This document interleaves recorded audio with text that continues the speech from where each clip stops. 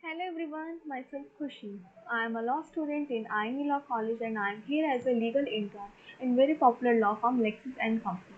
So guys, today we are going to discuss on a very important topic. The topic is the right of married women in India. So guys, as all of you know that what is the present condition of a woman in Indian society. On hand, we are worship them as a goddess, and on other hand we treat the woman like a inferior.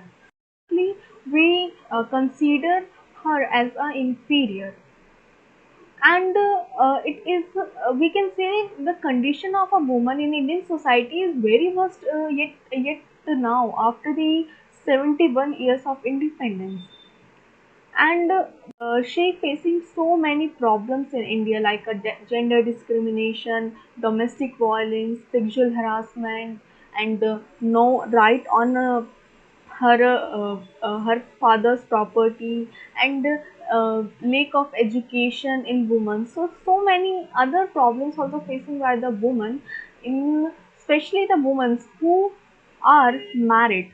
So in this video, we are going to discuss the rights of the married woman in Indian society, the rights which is given by the Indian legislature to the married women. Guys, let's discuss this topic, the rights of married women one by one. So first right is a matrimonial right. A wife has a legal right to live in a matrimonial house even after her husband's die. She have a full right then that she can live. She can stay in their in-laws' house after the death of her husband, even if the house is not owned by the husband and it's belong to his parents. She can also stay in the same house. There is not any directive in the Hindu Marriage Act that marriage woman cannot stay. There is no any provision in Hindu Marriage Act that married woman cannot stay in the in her parental house, and she can lawfully stay in it if she she want to live in this house. Next right is the right to property. The daughter, no matter she is married or not, has equal right to her inherent father's property. A woman has also equal legal right on to the inherent her husband's property also, if he has not prepared a will and has not exclude from it. Means if her husband not prepared any will and anything, and after the die of her husband, after the death of her husband, she have a full right on the property of her husband. The married woman have full right on his husband's property, not run of husband. If her husband remarry without dissolving the first marriage, the right to property belongs to the first marriage, not a second marriage, which husband not dissolving the first marriage. The first wife have a full right on the property of his husband. Next right is right to abortion. The Medical Treatment of Pregnancy Act 1971 gives a woman a full autonomy to abort a child without the permission of the husband. The upper limit to getting a child abort has been raised to the 24 weeks. After the pregnancy, she can abort her child in between the 24 weeks without the permission of her husband. It is a right of a married woman. Next right is right to claim child custody. The Guardian and Ward Act of 1890 gives an equal custodial right and duties to the both parents.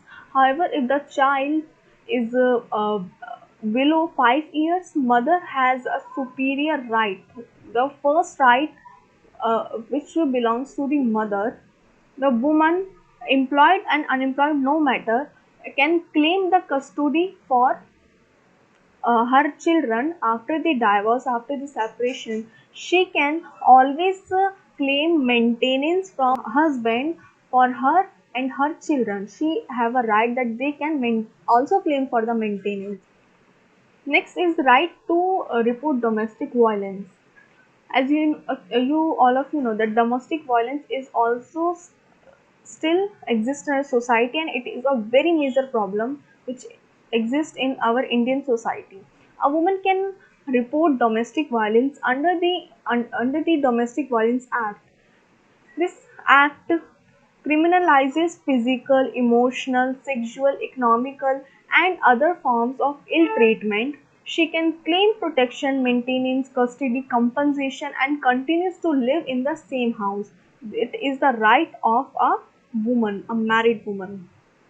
Right to divorce. Next is right to divorce. The section 13 of HMA 1955 gives a woman the legal right to file for a divorce without the consent of her husband. The divorce can be filed on the grounds of the adultery, cruelty, desertion, thrown out uh, of the marital house, and mental disorder, etc. She can claim for the divorce on the basis of these grounds. So this is some rights, some important rights that married woman should know about, that which rights given to him by the Indian legislative.